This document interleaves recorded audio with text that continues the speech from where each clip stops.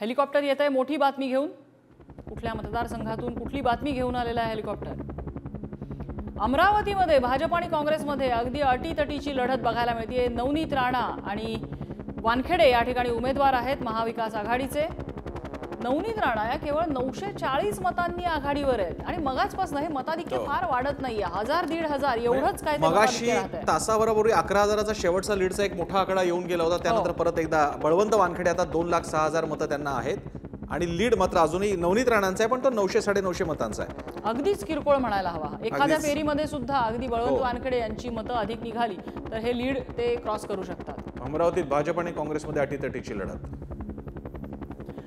तिथे प्रहार संघटनेचा तिसरा उमेदवार असल्याचा सुद्धा फटका कदाचित नवनीत राणा यांना बसू शकतो, कारण बच्चू कडू आणि नवनीत राणा यांच्यामधलं जे वैर आहे ते वैर काही नवं नाहीये आणि लपूनही राहिलेलं नाहीये।